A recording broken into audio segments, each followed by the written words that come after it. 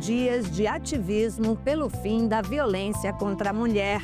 Ceará entra na campanha mundial. A intenção é que o assunto canse mesmo, de tanta gente falar, para que as pessoas entendam e a gente consiga quebrar, muito a questão cultural, que ainda é muito enraizada na nossa sociedade. Santa Catarina quer facilitar reconhecimento de paternidade e garantir apoio às mães. Rio de Janeiro vê resultado de lei municipal que proíbe ultraprocessados nas escolas. A Ilha do Combu, no Pará, é exemplo de economia sustentável e floresta preservada. Comer o que é tirado da floresta, olhando para a floresta e cultuando a floresta, a vida de modo geral.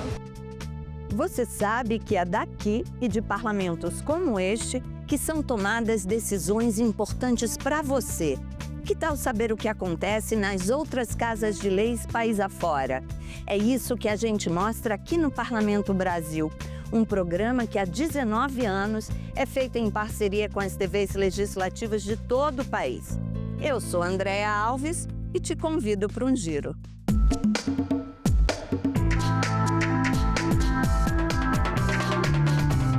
É impressionante saber que 1 em cada 3 mulheres sofre algum tipo de violência.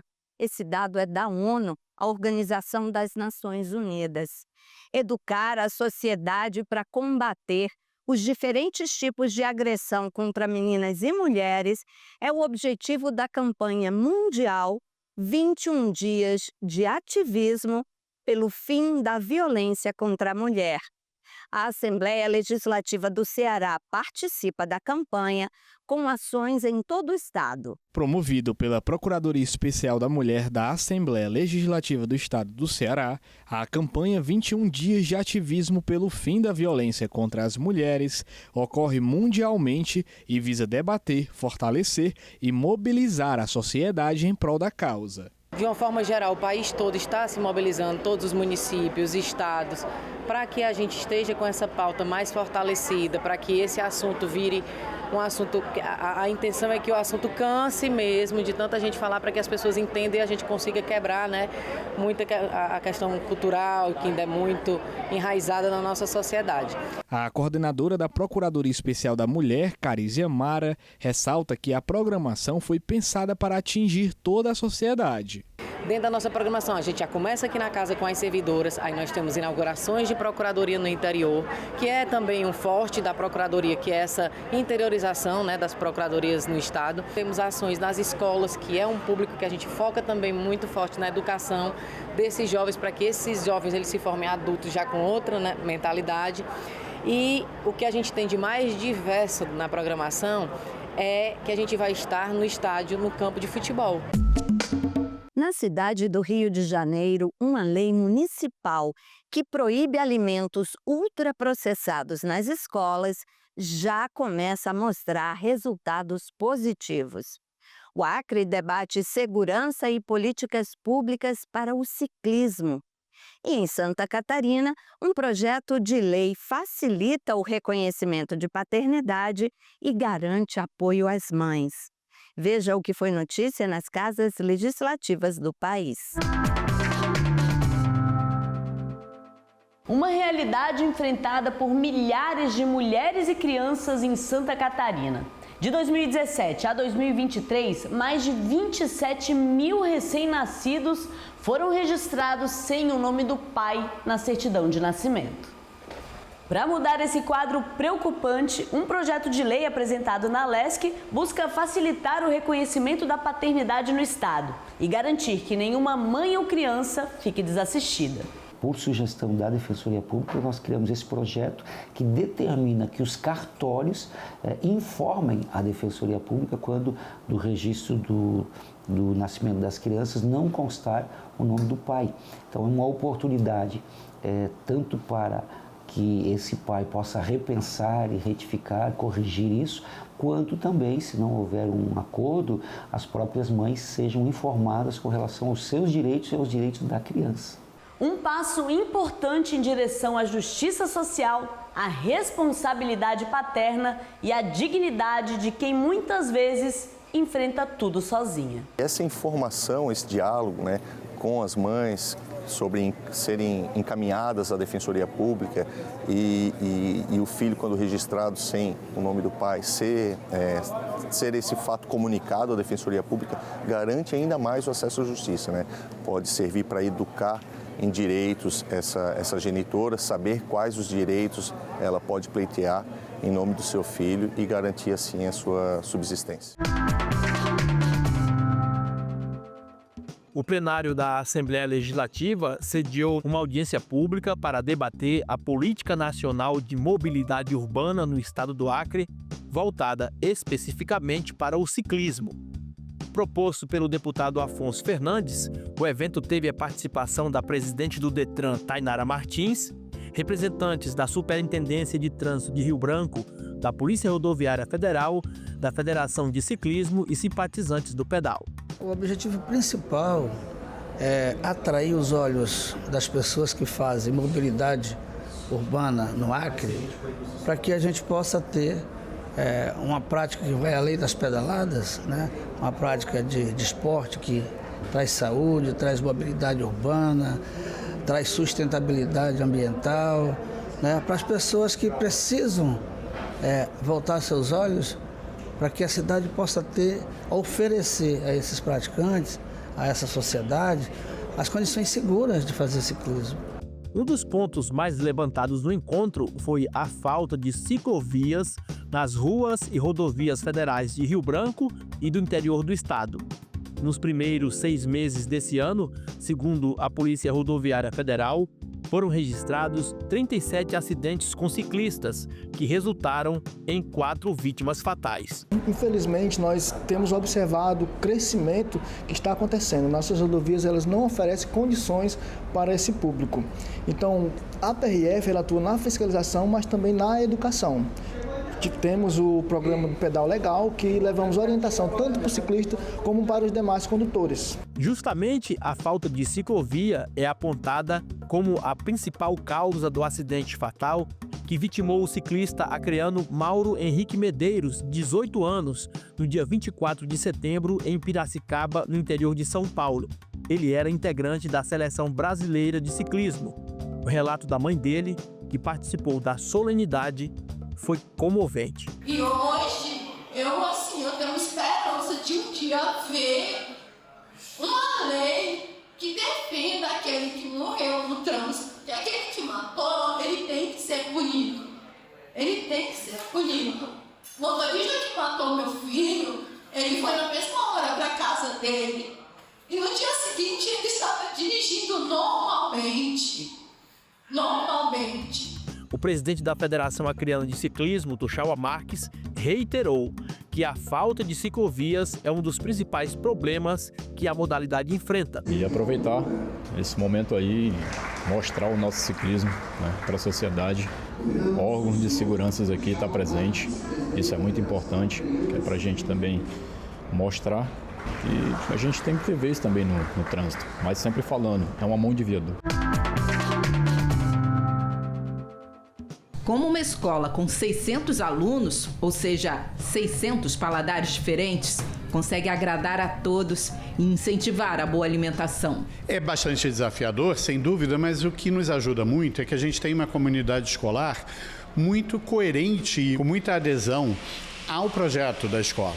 É de encher os olhos observar essa galerinha comendo arroz, feijão, frango e salada verde na hora da merenda. E nessa escola em Botafogo, até o lanche da cantina é saudável. Às vezes, quando a rotina é muito corrida, né? Muito corrida, aí é bom quando a gente tem algum tipo de alimento para conseguir se alimentar, né? E ter alguma energia para as próximas aulas, eu acho que é importante. Comer coisas saudáveis, né, e coisas que dão realmente energia e sustância é muito importante, né? E é melhor do que você comer alguma coisa correndo ou trazer às vezes uma coisa de casa industrializada, né? O que é isso que você está comendo? Tem granola aí que eu tô vendo. Barrinha de cereal. Barrinha de cereal na hora da merenda? É que eu geralmente como assim para dar uma forcinha a mais, para dar mais energia, né, para estudar. Na estufa tem pastel, esfirra, coxinha, tudo assado. Na geladeira, sucos, água de coco, nada daquelas latinhas com refrigerante. Biscoito? Tem também, só que é biscoito polvilho, barrinhas de cereais. Essa não é uma cantina muito comum, não é, Fernanda? É verdade. A gente tem um cardápio aqui todo voltado para alimentação saudável, pensada para a gente poder promover saúde dentro da escola. A gente sempre pensou o cardápio da escola de forma saudável, mas quando a lei de venda, de proibição de venda dos alimentos ultraprocessados entrou em vigor em 2023, a gente teve um certo estranhamento, mas não foi um choque tão grande porque o cardápio ele já era pensado de forma saudável. A lei municipal que proíbe a venda de alimentos ultraprocessados nas unidades de ensino foi criada pela Câmara do Rio. Ela foi decisiva para tirar a cidade de um péssimo desempenho num ranking que avaliou a qualidade de produtos vendidos em cantinas de escolas privadas de 4 capitais brasileiras em 2022. Numa escala de 0 a 100, os pesquisadores chegaram à média de 56,6 pontos. Porto Alegre ficou em primeiro lugar, com um índice de saudabilidade acima da média.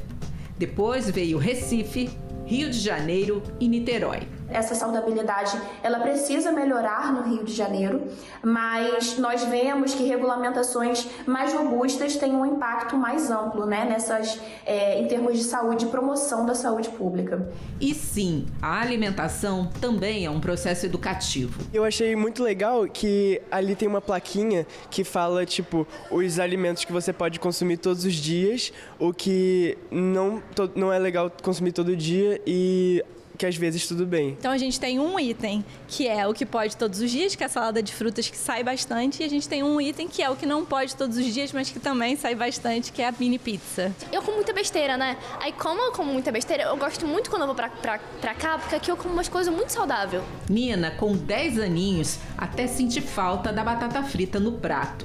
Mas aprendeu que depende da comida certa para crescer bem. Eu entendi que a comida traz os nutrientes precisos para você ficar saudável. E você quer ser saudável? Sim.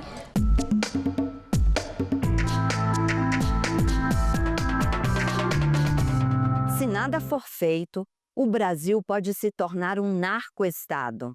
A declaração foi do promotor de São Paulo, Lincoln Ngakia, em depoimento aqui no Senado à CPI do crime organizado. Ele alertou para a polarização política das instituições e sobre o uso de bets para lavagem de dinheiro. O promotor de justiça de São Paulo repetiu um alerta que ele fez sobre o avanço do crime organizado no país. Eu tenho dito que o Brasil caminha a passos largos para se tornar um narcoestado, se nada for feito. Se nada for feito. Por quê? Quando é que nós temos um narcoestado? Quando essas organizações criminosas, como o PCC, como o Comando Vermelho, por exemplo, elas se infiltram, elas começam a participar da economia formal, elas começam a participar da vida política, com infiltração na política, por exemplo, com influência na política, com influência na vida do cidadão, com a dominação de território, de tal modo que chega uma hora, senador, que o Estado não consegue mais sobreviver sem a presença dessas organizações na economia. Isso aconteceu na Colômbia. A polarização política, segundo o promotor, ameaça o combate ao crime organizado. Me parece que a polarização política que tomou conta desse país, infelizmente, ela acaba prejudicando ainda mais essa integração. Eu ouso dizer que dificilmente teríamos a Operação Carbono Oculto hoje. As forças federais teriam cooperação, e eu estou falando em nível de instituição, de chefia de instituição, com forças estaduais, se são governos opostos politicamente. Então é algo que me preocupa bastante. De pouca valia será a contribuição que os senhores iriam dar com relação à reforma da lei de organizações criminosas, porque vocês vão apresentar as ferramentas, mas não vão entregar para o país como é que nós vamos aplicá-la de fato. Vai haver essas disputas institucionais que vão favorecer, e a fragmentação também das investigações, que vão favorecer o crime organizado. Na condição de relator do projeto antifacção aqui no Senado, eu posso garantir ao senhor que a gente vai apresentar as ferramentas de a atuação de integração e de financiamento. Lincoln Gaquia disse que o PCC é a maior e mais perigosa facção criminosa do Brasil, com atuação em todos os estados e em mais 28 países, e uma movimentação financeira de aproximadamente 12 bilhões de reais ao ano. Para o promotor, organizações como essa só crescem tanto porque falta coordenação e não legislação. Por isso, ele defende a criação de uma agência antimáfia. A medida estava na versão inicial do PL antifacção, mas o governo a retirou do texto a pedido da Polícia Federal. A nossa sugestão foi a criação da Autoridade Nacional Antimáfia ou Anti-Organização Criminosa Violenta, como queiram. Por quê?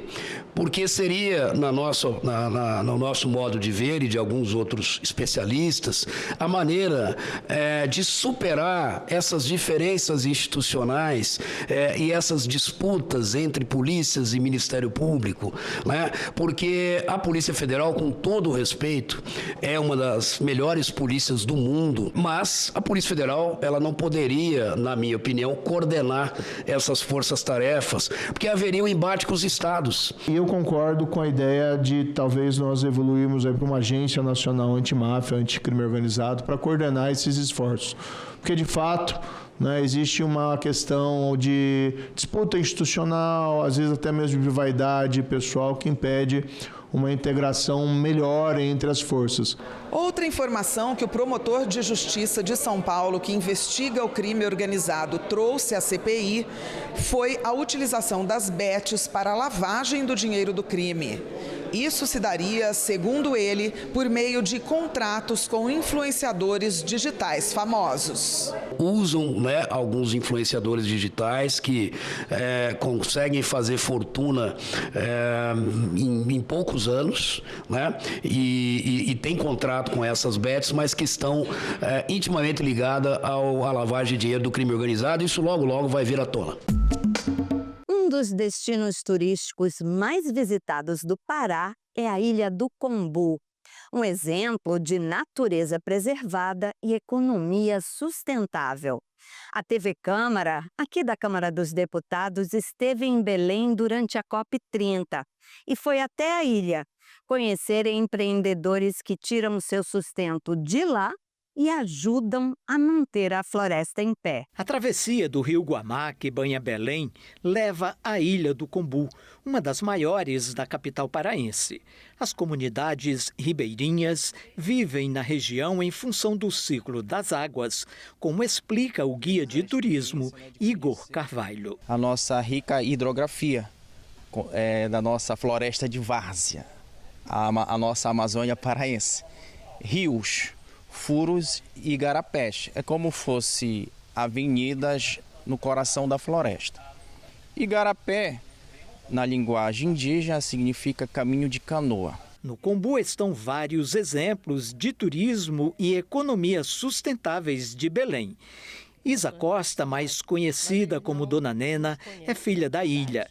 Ela resgatou a tradição familiar do cacau cultivado na floresta e, ao invés de fornecer a produção para empresas, investiu no empreendedorismo feminino.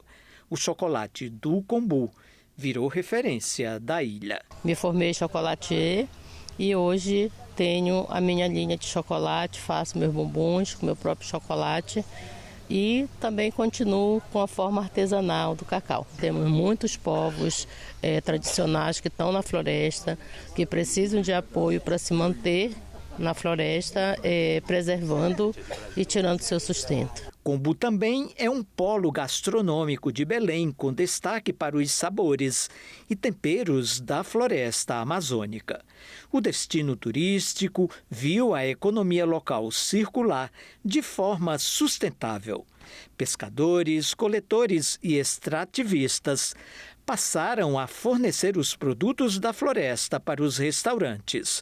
Joana Vieira é dona de uma casa de comidas típicas do Pará. Quem frequenta o nosso restaurante pode, por exemplo, comer o peixe pescado no cumbu, pode, por exemplo, ouvir o cantar dos pássaros, tucano tem aqui, e tomar um açaí retirado aqui da ilha, que é o açaí nativo feito e servido para os nossos visitantes. É comer o que é tirado da floresta, olhando para a floresta e cultuando a floresta, a vida de modo geral.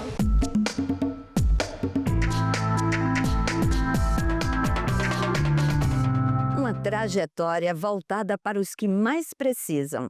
Assim foi definido o trabalho do senador Paulo Paim. Ele recebeu o Prêmio Caxias do Sul, concedido pela Câmara de Vereadores da sua terra natal. A homenagem aconteceu na véspera do Dia da Consciência Negra. Paulo Renato Paim, o senador Paim. Caxiense, metalúrgico, líder sindical, defensor dos aposentados, da população negra, dos trabalhadores. Autor de leis que revolucionaram o país. Estatuto da Pessoa Idosa, da Igualdade Racial, da Pessoa com Deficiência, entre tantas outras leis que melhoraram a vida das pessoas. Senador Paulo Paim agora ganha um novo título: ser dono do Prêmio Caxias do Sul, honraria da Câmara Municipal. Ela foi entregue em um momento simbólico, na véspera do feriado nacional da Consciência Negra, marcando a importância de Paulo Paim ser o primeiro e único negro do Rio Grande do Sul a se tornar senador da República. Mas essa tem um carinho especial, né? Que é uma homenagem do parlamento da minha cidade, numa data histórica, que é próximo a 20 de novembro, né? Isso tudo, para mim, mexe comigo. Como eu sempre digo, política tu tem que fazer com alma, coração e vida, né? A homenagem da Casa do Povo foi proposta do presidente do Legislativo, Lucas Caranhato, do PT. O senador Paulo Paim, que é o único senador negro da República hoje, é um caxiense que tem contribuído na luta pela defesa dos direitos da classe trabalhadora, das pessoas com deficiência, idosas, pela luta contra o racismo. E a Câmara de Vereadores prestou uma homenagem justa e merecida por essa trajetória, que representa uma construção coletiva de décadas. O senador Paim está há 40 anos praticamente em mandatos sucessivos, honrando aqueles que mais precisam e para aqueles que mais se justificam o Estado e as políticas públicas. Paulo Paim entrava no mundo da política quando a democracia voltava a ser uma realidade no Brasil. Ele foi deputado federal constituinte em 1986, quando a esperança voltava para o povo brasileiro após 21 anos de ditadura militar. Foi deputado federal por 4 mandatos. Foi eleito senador pela primeira vez em 2002. Quando eu me elegi ainda, foi na Constituinte que eu entrei, me perguntaram o que tu vai defender. Eu sei o que eu vou defender. Vou defender negro, vou defender branco, vou defender indígenas, vou defender os mais vulneráveis, vou defender os idosos, vou defender criança, adolescente, as mulheres, né? A covardia, que é o feminicídio nesse país. Se tivesse que fazer tudo outra vez, eu faria tudo outras vezes. Como líder sindical, como líder estudantil, como deputado federal constituinte, como depois de deputado federal e como senador da República, onde estou até hoje. Uma noite cheia de homenagens. Representantes das religiões de matriz africana de Caxias do Sul abençoaram a vida do parlamentar. Políticos, colegas de partido, amigos, sindicalistas. Todos ali fazendo a merecida homenagem para quem fez muito pelo Brasil.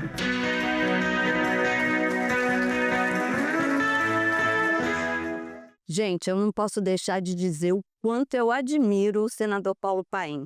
Eu tive a oportunidade de cobrir a Comissão de Direitos Humanos quando ele era presidente e eu vi o quanto esse homem trabalha. Era impressionante.